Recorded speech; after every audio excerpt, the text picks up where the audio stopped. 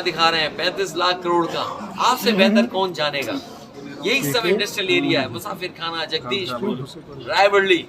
एक जमाने में कभी सहूलियत दी गई होगी और सहूलियत की वजह से लोगों ने कारखाने उद्योग लगाए, लेकिन सरकारें बदल गईं।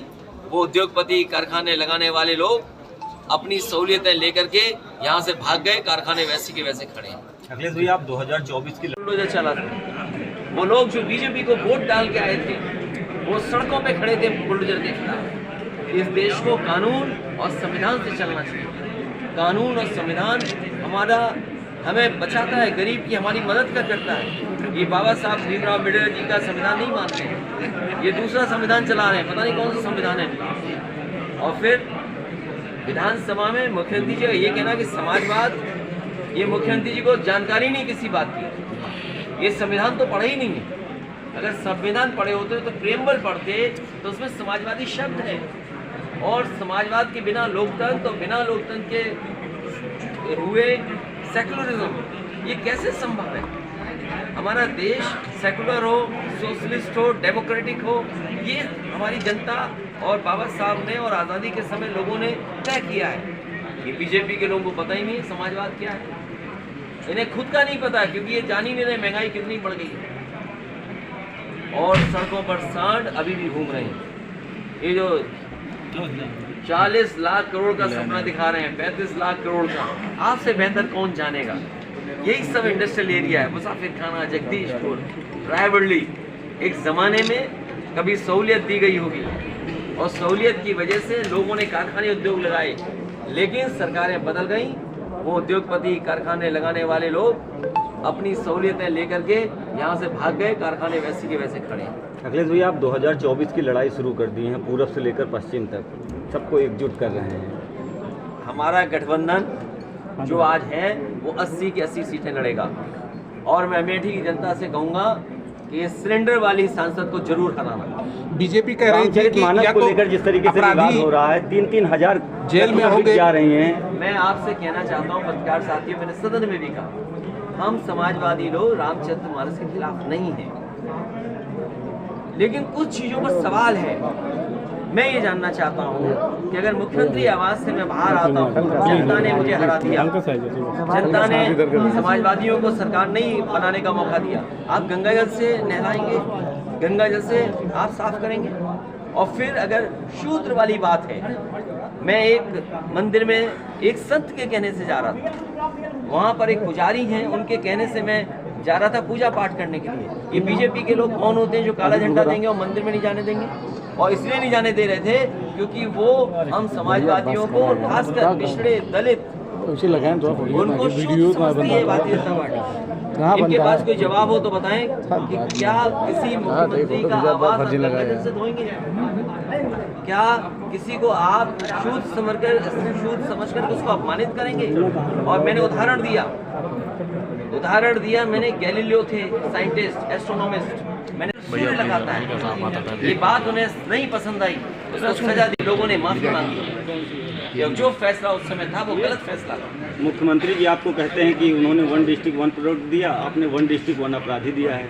इस उत्तर प्रदेश में ऐसा मुख्यमंत्री नहीं आया होगा जिसने अपने मुकदमे वापस लिए हों। मैं तो कहूँगा कि मुख्यमंत्री जी हर डिस्ट्रिक्ट का माफिया घोषित करें कि माफिया कौन है ये बताइए। आप अमेठी के रहने वाले हो, आप सूची निकलवाइए टॉप 10 में कौन कौन आता है। सुल्तानपुर बगल में है, टॉप 10 कौन आता है। आपकी प्रतापगढ़ की सीमा लगती है, टॉप 10 में कौन आता है। जौनपुर है, बनारस है, चंदौली है, मिर्जापुर है, सोनभद्र है। आखिरकार मुख्यमंत्री को किसने रोका है? टॉप 10 की सूची जारी करें। जिस तरीके से उन्होंने 46 में 56 वाला झूठ बोला था, ये भी वही झूठ है। इसलिए पत्रकार साथियों, आप लोकतंत्र बचाओ, उनकी बातों से गुमराह मत हो। सदन में आप जो है राहुल गांधी की चर्चा करते हैं, तो 2024 में राहुल गांधी के साथ कंधे से कंधा रहेगा आपका?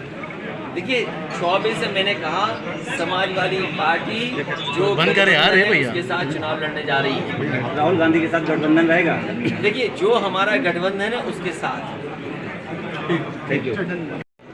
इसी उत्तर प्रदेश में जब बिजली विभाग के कर्मचारियों का प्रोविडेंट फंड प्राइवेट कंपनी में दे दिया गया था, जब पैसा डूबा था, तो उस समय अधिकारियों को जेल भेज दिया गया था। आज उत्तर प्रदेश और देश की जनता जानना चाहती है, जो LIC SBI में पैसा डूबा है, जिनके कारण डूबा है, जिसके फैसले से डूबा है, क्या उनके खिलाफ कानूनी कार्रवाई होगी कि नहीं होगी? और यहाँ तो अमेठी की लोकसभा या आसपास का क्षेत्र, ये तो बीजेपी का जीता हुआ है।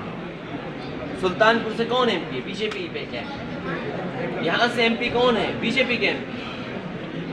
वही बीजेपी की MP जो सिलेंडर लेकर के चलती थी, सिलेंडर वाली MP, आज बताओ सिलेंडर की कीमत क्या है? त्योहार आ गया, त्योहार पे इन्होंने वादा किया था कि सिलेंडर फ्री बांटेंगे। पिछली होली चली गई, ये होली भी जा रही है, अभी गरीब को सिलेंडर नहीं मिला। और जब त्योहार आया तो सिलेंडर की कीमत क्या होगी?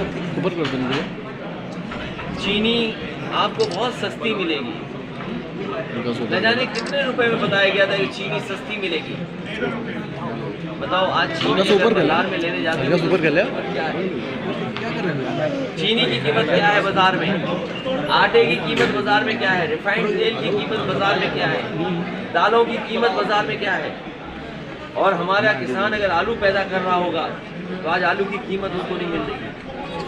क्या आलू की कीमत किसान को दे पा रही है? न खाद समय पर, न DAP समय पर, न कीटनाशक दवाइयाँ समय पर। इन्होंने किसान को बर्बाद कर दिया। आय बोलते थे दोगुनी कर देंगे आय, आज किसान पूछ रहा है कि आय दोगुनी कब होगी? महंगाई बढ़ गई लेकिन आय दोगुनी नहीं हुई। अभी आपने विधानसभा में सुना होगा, बीजेपी के लोग कह रहे हैं कि 4% केवल बेरोजगारी बची है, 4%, 4.2%। बताओ, किसी गांव में चले जाओ, कितने बेरोजगार बैठे हैं? किसी गांव में आप घुस जाइए, चले जाइए, बड़ी संख्या है बेरोजगारों की जो बैठे हैं। ये बेरोजगारी के लिए क्या कर रही सरकार? बिजली की दर बढ़ा दी। अभी गरीब लोग बस में जाएंगे त्योहार पे, वो बस का किराया बढ़ा दिया। आखिर सरकार क्या कर रही है? सरकार गरीब को मार रही, किसान को मार रही, नौजवानों से नौकरी रोजगार छीन रही है। इसलिए हम आह्वान करेंगे जनता को, 2024 में इस भारतीय जनता पार्टी को सबक सिखाएं। इन्होंने अच्छे दिन का वादा छीन लिया। अच्छे दिन तो दिए नहीं, लेकिन चेंज अमेठी, क्योंकि ये नाम से ही जाना जाता है, अमेठी के बारे में मैं समझता हूँ देश और जो लोग राजनीति में रुचि रखते हैं वो अमेठी को अच्छी तरह जानते हैं। अमेठी में आज आने का मुझे मौका मिला, मैं पहले भी आया हूँ। मैं सबसे पहले जनता का धन्यवाद दूंगा कि उन्होंने समाजवादी पार्टी की मदद करके हम लोगों को विधायक जितवाए हैं। जहाँ हमारे बगल में बैठी विधायिका है वो जीती, उनके परिवार के साथ अन्याय हुआ है और हमें उम्मीद है न्यायालय उनकी मदद करेगा, न्यायालय से उन्हें न्याय मिलेगा। और यही भारतीय जनता पार्टी के लोगों ने और इनके लोगों ने न जाने कितने लोगों को झूठा फंसाया। आपका रमाकांत यादव, उन पर झूठे मुकदमे लगाए कि कितने वर्षों बाद। दीपक समाजवादी पार्टी, मोहम्मद आजम खान साहब, उनका परिवार, ऐसे बहुत सारे लोग हैं जिनके खिलाफ भारतीय जनता पार्टी लगातार और उनके नेता रणनीति बना करके, साजिश करके, षड्यंत्र करा करके उन्हें फंसा रहे हैं। आपके एक विधायक है वो 2 सौतों की लड़ाई करीब 3-4 सालों से लड़ रहे हैं। हल्का से नीचे गया। ये उनसे पूछिए कि मुख्यमंत्री से वो मिल भी आते हैं, वो सड़क क्यों नहीं बनवा पा रहे। और सरकार को बजट देना चाहिए। क्योंकि 30% बजट खर्च हुआ है। बताओ कितना खर्च हुआ है, ये जानते हैं? 30% बजट का पैसा पड़ा हुआ है। ये मुख्यमंत्री जी मुझे लगता है कंजूस हैं, किसी को पैसा नहीं देना चाहते, इसीलिए सड़कें नहीं बन रही। आप बताइए पीडब्ल्यूडी का 30% पैसा खर्च हुआ होगा। उत्तर प्रदेश जैसा बड़ा प्रदेश, जनता को अच्छी सड़कें मिल जाए और ये सड़क के लिए पैसा नहीं दे रहे। इसका मतलब है नहीं उन पे, या किसी को खर्च नहीं करने देना चाहते। वो ये नहीं चाहते हैं कि जनता अच्छी सड़कों पे चले, इसीलिए उन्होंने सांड छोड़े हुए हैं कि अगर निकलो तो सांड से टकरा जाओ। अखिलेश भैया, एक 384 करोड़ का यहाँ पे गबन हुआ है सड़कों को लेकर के, जिसकी जांच चल रही है NH-56। मैं NHAI वाला, ये बहुत पुराना केस है, सुल्तानपुर रोड वाला, मुआवजा वाला। मुझे याद है कि यहाँ पर जब समाजवादी सरकार थी, देश के जो परिवहन मंत्री थे गडकरी जी, वो आए थे। उन्होंने उत्तर प्रदेश की तमाम सड़कों के लिए कहा था कि NHAI से जल्दी जल्दी सड़कों को स्वीकृत कर रहे हैं, आप इनका लैंड के इश्यूज़ को रिजॉल्व कर दें। लैंड के सबसे ज़्यादा इश्यूज़ को रिजॉल्व किया और उस समय जो स्वीकृत हुई सड़कें वो आज भी बनती हुई आपको दिखाई दे रही, चाहे वो स्टेट गवर्नमेंट की हो चाहे NHAI की हो।